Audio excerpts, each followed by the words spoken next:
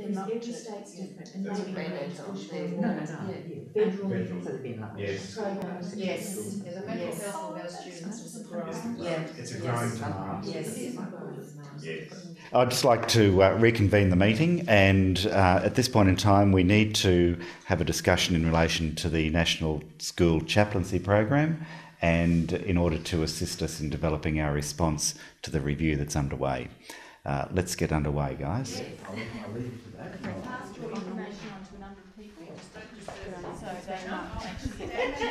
And certainly for us in Tassie, the problem that we've had, and I did mention this briefly yesterday, was a couple of chaplains having their own Facebook page and indeed inviting the students to be their friends on the Facebook page.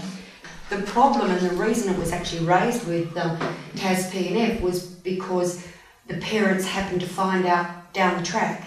So the chaplain was able to invite the child on, the child actually accepted the invitation, and then after a little while actually said to the parent, I've been their friend, I don't want to be their friend anymore, because of that there was a thought for the day that this chaplain was putting on his Facebook page. Well, it was a little bit evangelising.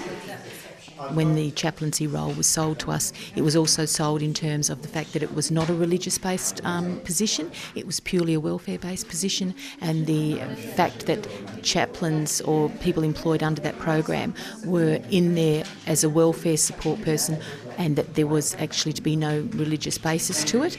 And our concern is that it's moved beyond that now, that we now have the information that some of these people in these schools are actually practising religious, having religious activities, prayer meetings, and encouraging students to come along. How widespread is this kind of practice? We're hearing more and more. Originally we thought it was very isolated, but as time's gone on, we're actually hearing more and more cases of it. I know it says that, but people immediately think chaplaincy. We've always had the line that chaplaincies provide an important part of the services of supporting in the school's environment for students.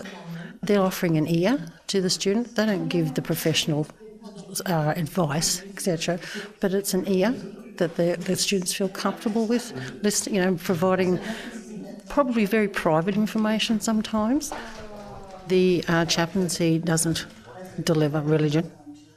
They're just there as a neutral voice, just to be a person that the student can talk to. I think it's really important. Absolutely. Guys, I would like to wrap this session up. Right. One of our